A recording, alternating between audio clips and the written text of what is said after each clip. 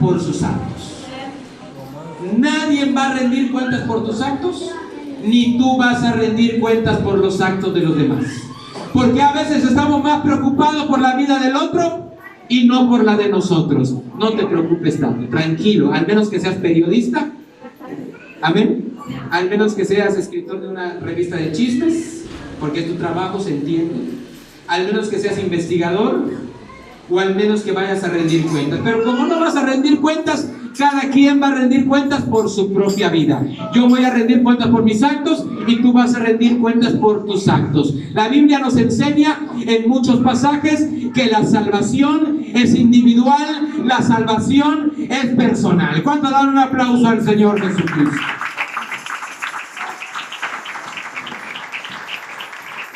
A su nombre. Cada uno es responsable de sus propios pecados. Usted no va a pagar por los pecados de otros, ni nadie va a pagar por los pecados de usted. ¿Cuántos alaban al Señor? En Ezequiel capítulo 18, versículo 19, dice: el alma que pecare, esa morirá. Si usted peca, ¿va a morir su vecino? Si usted peca, ¿va a morir su vecino? ¿Verdad que no? ¿Quién va a morir si peca? La persona, la que cometió la falta. ¿Cuántos creen que Dios es bueno? Amén. ¿Cuántos creen que Dios es justo? Amén. Qué bueno, porque imagínate, con trabajo y puedes con tu propia vida y vas a preocuparte por la de los demás. Vas a ocuparte por la de otro. ¿Cuánto da gloria a Dios? Ezequiel 18, 19 dice: el alma que pecare, esa morirá. El hijo no va a rendir cuentas por los pecados del padre, ni el padre va a rendir cuentas por los pecados de su hijo. ¿Cuántos dicen gloria a Dios? ¿Cuántos creen y entienden que la salvación es individual? Por mucho que yo me preocupe y por mucho que yo haga, no puedo evitar que alguien se salve o se pierda. Porque todo depende de la otra persona. Ahora, eso no quiere decir que en ninguna manera hay un papel que yo no juego en todo esto, porque en lo que Caín dijo hay cierta verdad y hay cierta falsedad. Por mucho que yo me afane, repito, yo puedo invitarlo a usted, yo puedo orar por usted, yo puedo preocuparme por usted, yo puedo hacer mucho para que usted se salve, pero si usted no quiere salvarse, usted no se va a salvar. Porque si usted no se arrepiente, usted no va a ir perdonado. Si usted no se entrega a Cristo, su nombre no va a estar escrito en el libro de la vida. Si usted no recibe al Señor, si usted no se bautiza para el perdón de sus pecados, si usted no busca de Dios, yo no puedo hacer nada más que preocuparme y esforzarme, pero todo también depende de la otra persona. Amén. Así que en ese punto yo no puedo obligar a nadie a que se salve. Le dije a una persona: en las cosas de Dios hay solamente dos cosas que no puedo hacer: ni obligarte ni rogarte. Te puedo predicar, puedo orar por ti, me puedo preocupar por ti, pero si no quieres, yo no me imagino a Cristo allá: por favor, déjame entrar en tu corazón para que te salves. No, yo no le ruego a nadie, ni obliga a nadie. Hacemos lo posible, pero al final de cuentas todo depende de ti. Puedes ir en la mejor iglesia, donde esté el mejor predicador, donde esté el mejor grupo de alabanza, pero si tú no pones de tu parte, tú no te vas a salvar.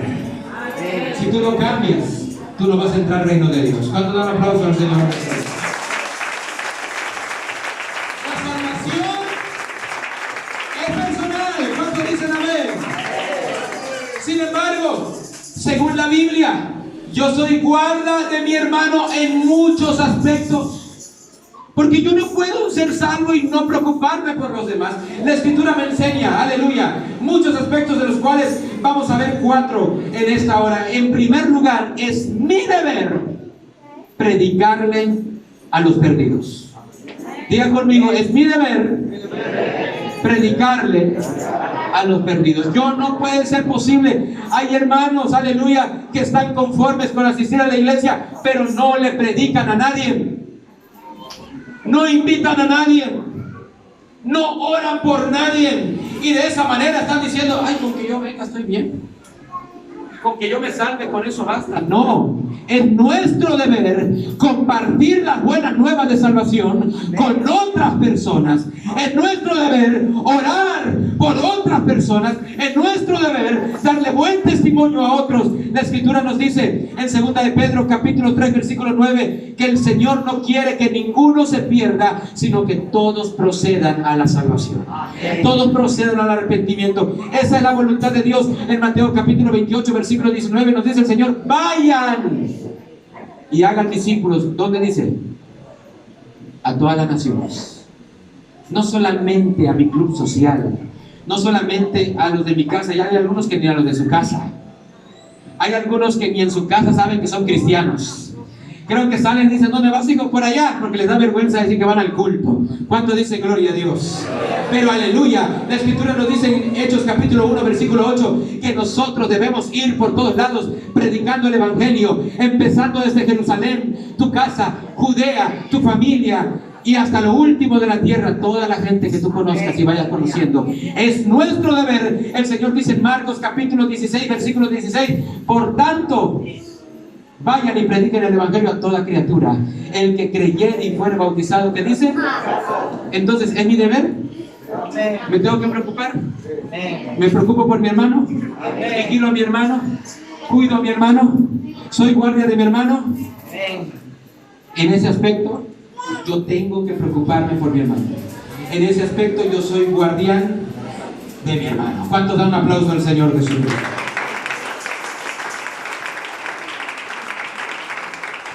Repítalo conmigo. Punto número 1. Es mi deber que mi familia, que mis hermanos, que la gente que yo conozco se salve. Es nuestro deber compartir la palabra. Punto número 2.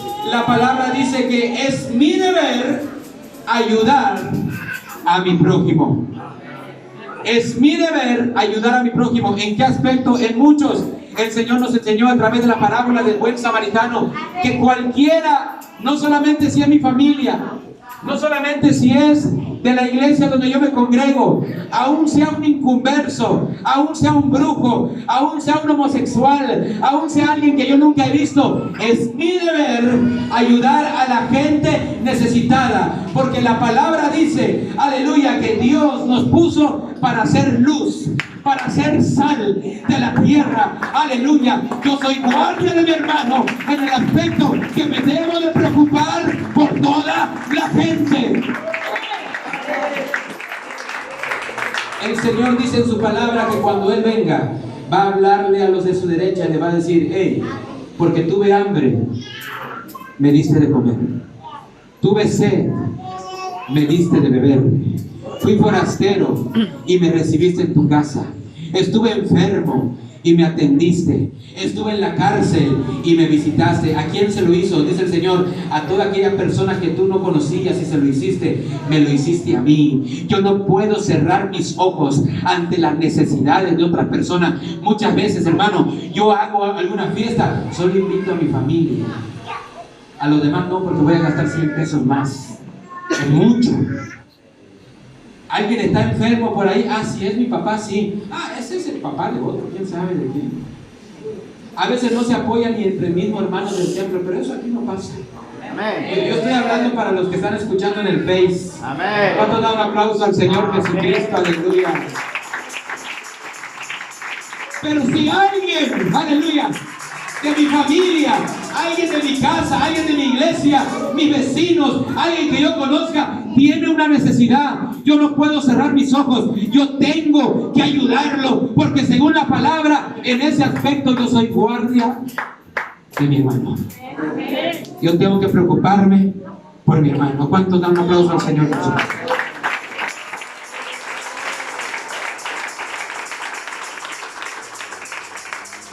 Yo soy guardia de mi hermano en el aspecto número 3 de que debo de amar a mis hermanos. Amén. Debo de amar a mi prójimo. Amén. No debo de amarme solamente a mí.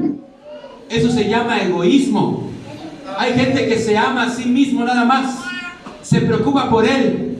Si ya comió, si ya vistió, si tiene techo. A veces hay gente que ni por su propia casa se preocupa. El Señor lo dice: el que no ayuda ni a los de su propia casa ha negado la fe. Pero la palabra nos manda no solamente a ser caritativos, porque vimos en el punto número 1 que